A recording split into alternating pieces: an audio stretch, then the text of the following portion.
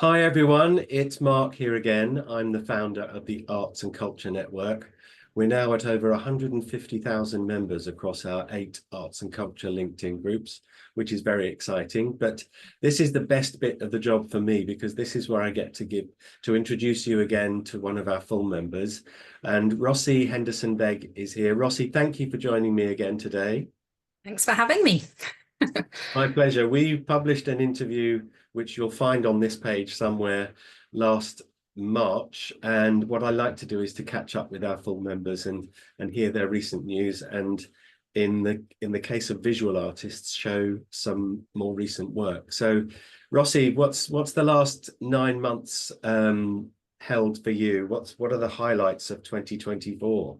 Um, yeah, it's been great. It's been 2024 was sort of my first full year as an artist. And it's been a roller coaster. It's been really exciting. I've had different gallery representation, which is fun. Like the wall you can see behind me is the latest at a gallery in Bristol where I live called North Street Gallery, and they're amazing where they support local artists to sort of have a 3 month stint in their gallery for sort of say 15 artists, and then that all changes. But because I was so successful, August to October, they asked if I wanted to stay November to the end of January, so I'm there until the end of this month, which is great, and that's been really popular.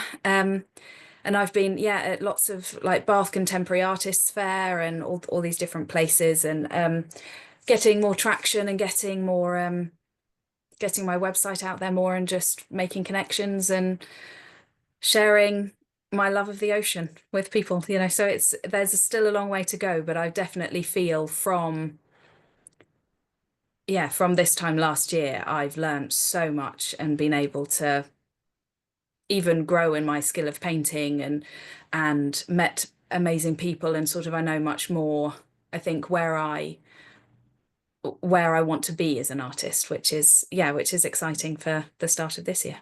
That's fantastic. So would I be right in assuming that 2024 was your first full year focused on your art, after making the leap of faith? Yeah. I mean, 2023, I sort of started doing things, I suppose, thinking it was a hobby, I suppose, in like 2021 while I was working. I used to work for a charity, and in 2023 was the transition from going from working from the charity to actually saying, I used to say in another life I'd love to be an artist, and then I just felt, actually, you know what, you've only got one life, let's do this, and this is what I really felt led to do. So I 2023 I kind of started taking the steps, but I think 2024 was a sort of, okay, this is who I am now, and I didn't feel kind of sort of feels silly to say, but when I first started, when people ask you what you do, I sort of felt a bit of imposter syndrome saying I'm an artist in 2023. But actually, in last year, I was sort of, no, that I'm an artist, and that's legitimate, and I can do that, and I'm selling work, and yeah, so it's sort of more grounded within me now, I think.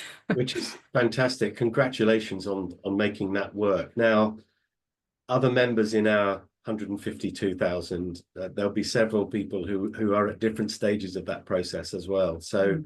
what one piece of advice would you give somebody who was in your place in 21, a kind of hobbyist artist who wanted that to be your full-time career?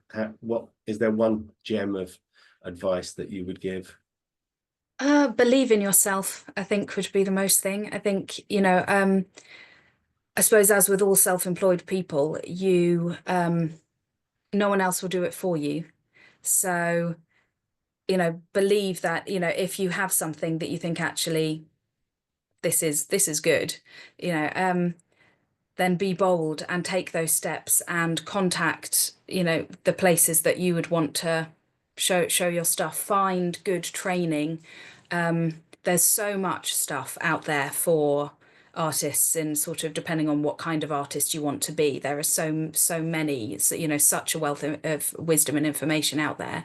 And yeah, and just start to be bold and go out there, and don't take it personally if you know, like some galleries have said no to me, and they basically only take friends, and you know, and things like that. And so I haven't taken it personally, like, oh no, my stuff isn't good. It's not sort of, yeah, you just need to actually believe in yourself. And kind of the freeing thing for me with art is that no one's going to like everyone isn't going to love it, and that's actually fine.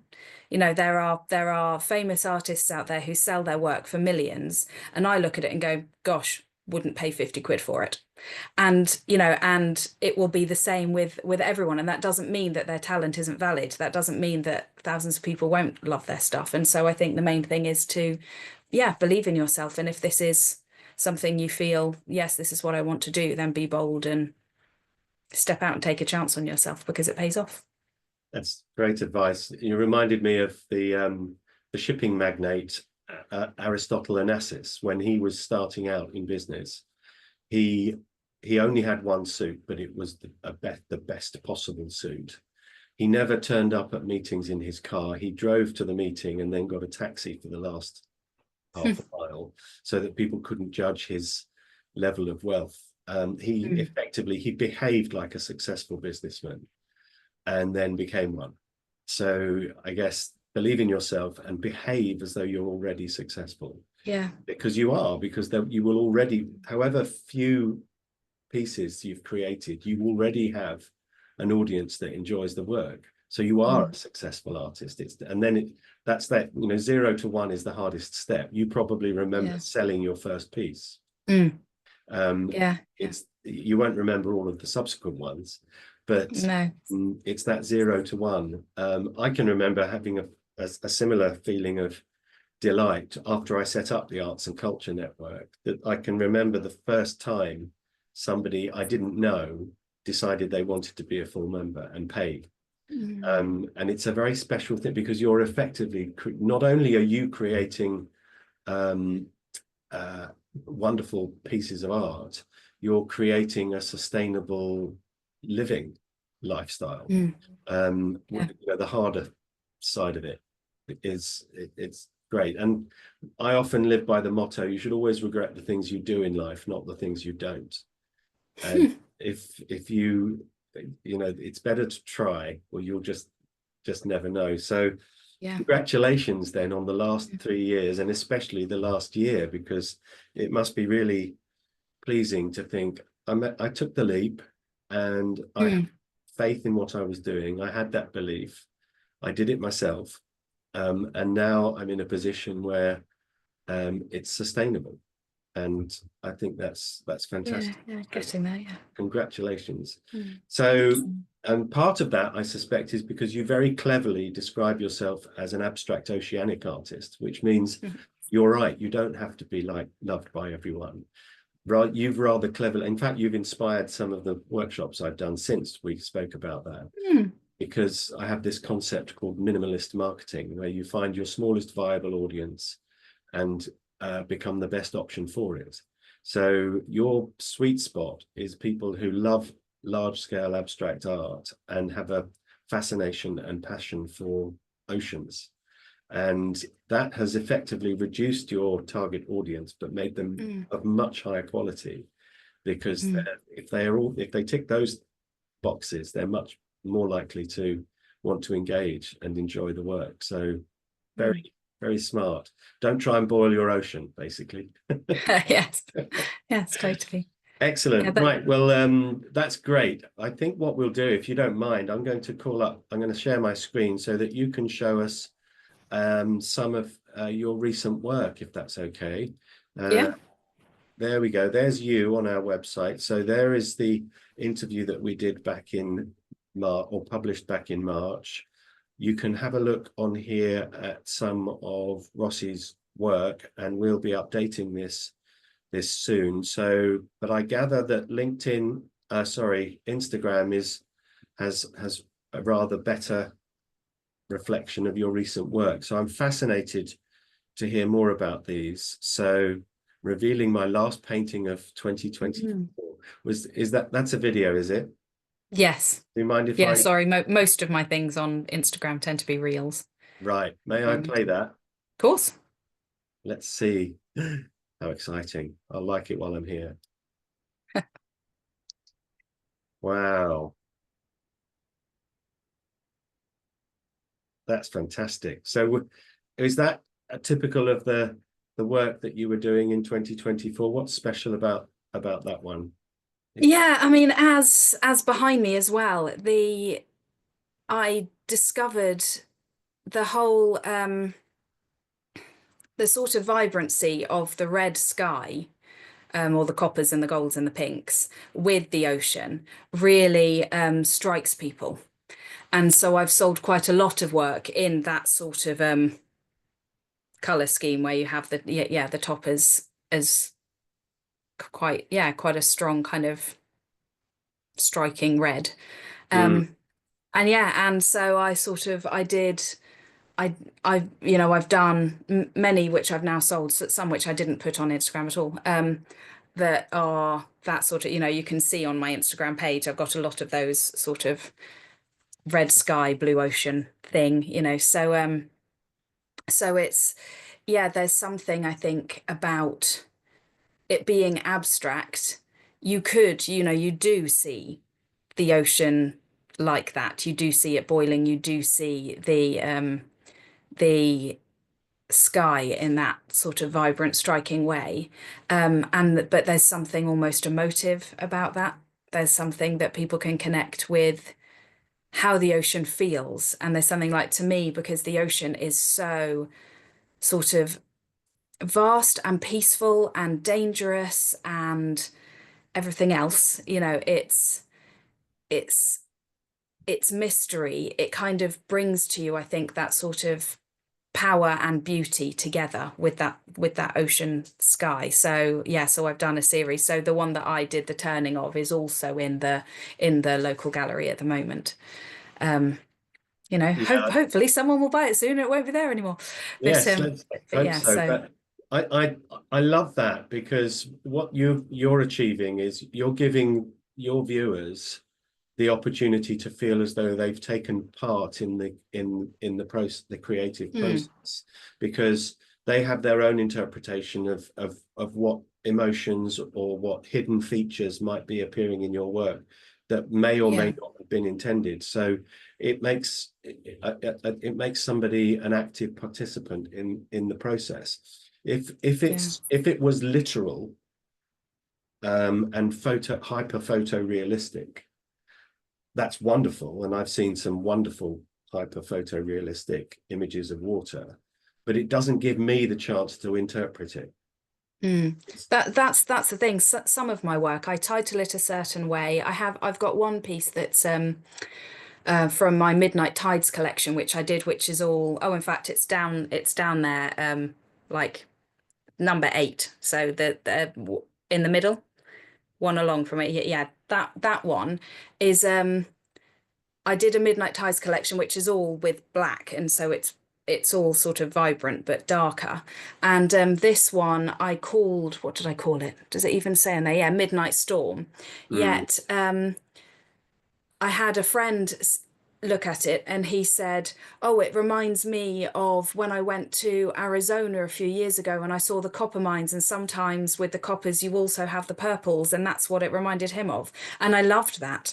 I love the interpretation. Some things I do, I see it as a certain way, but I love that people go, "Oh, well, I would see it like this. Oh, well, I would see it like this. Oh, well, to me, it looks, and I love that. I want people to feel.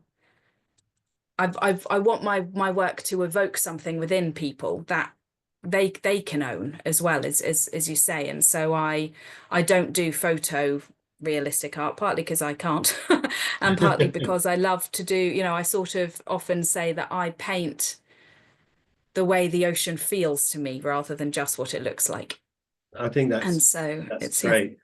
So you're at rossiehb.art Yes. on Instagram, and remind me of the website again. RossieHB.art.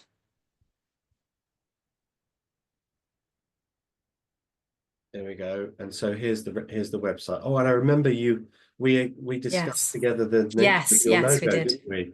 I think that's beautiful. That sums it Well, all up. thank you. Wonderful. Thank you. Fantastic. Well, here, yes. So rossiehb.art or rossiehb art on Instagram if you'd Mhm. like to find out more. And where are you showing at the moment? At the moment, I'm at North Street Gallery in Bristol. I'm then actually at, I've got a small exhibition for 2 weeks at Cass Art in the city centre, which is a art shop. Um, Is that and Castle? then Is it Castle or Cass? Did you say Cass, Cass?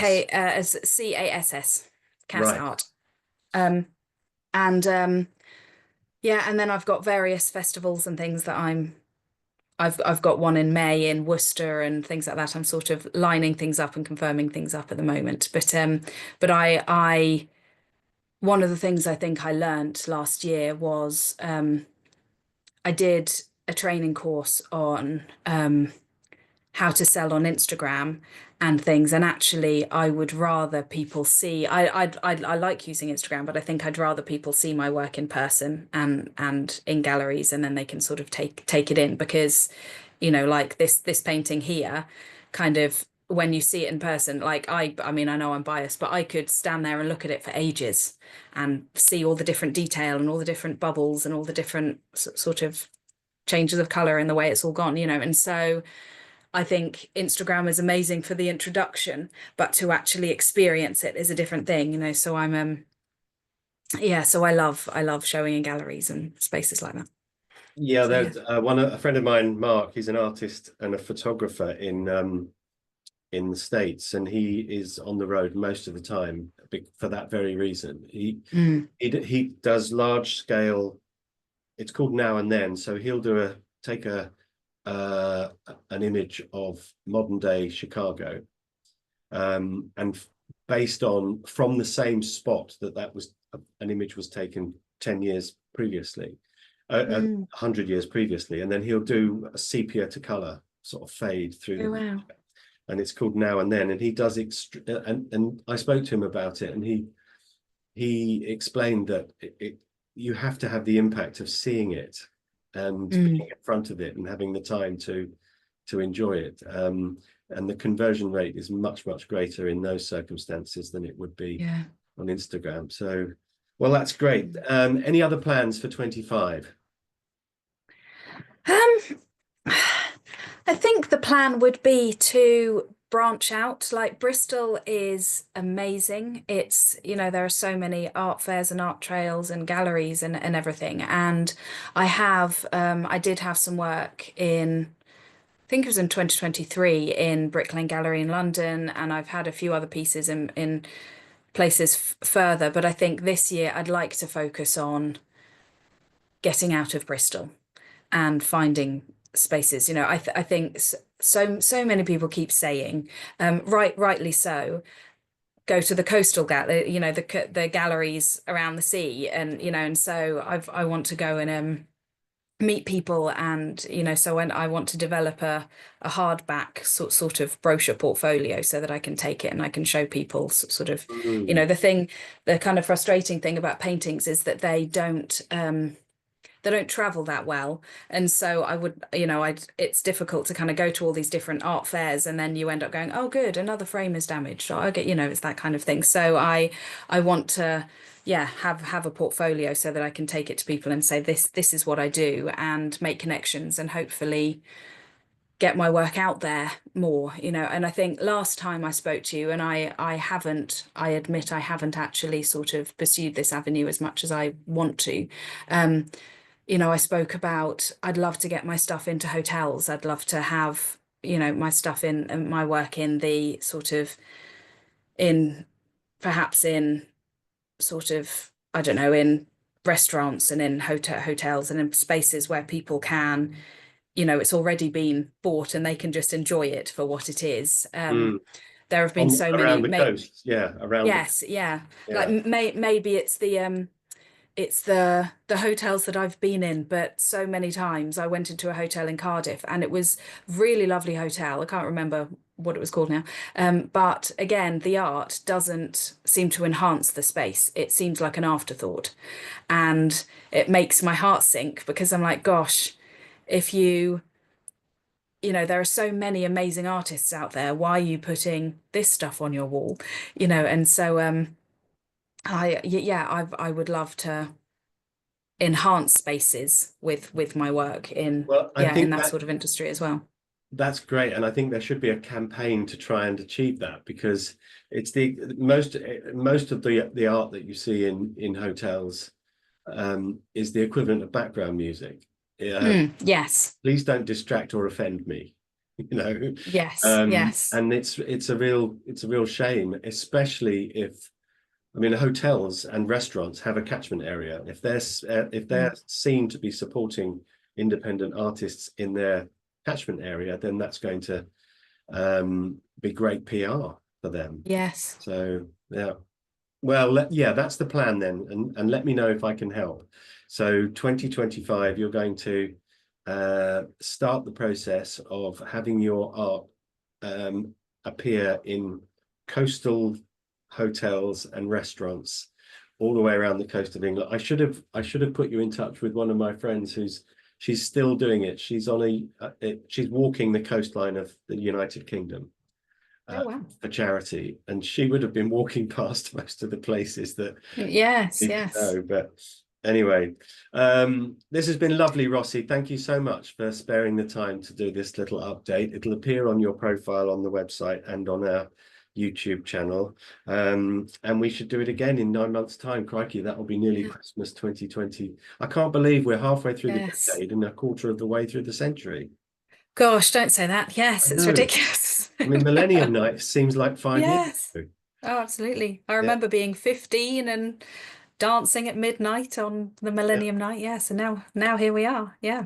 I was a lot older than that, I think. But Rossie, thank you so much. Thank you. Yeah, I'll let you know when this appears, and we'll make sure that. And if any of those recent works you'd like us to put into the gallery on your page on our site, then Mm. please let us know and send us the images, and we can do. Yeah, definitely. Yeah, I will. Thank you. Don't rush off, but in the meantime, Rossie, thank you so much for doing this today. Yeah, thank you so much for having me.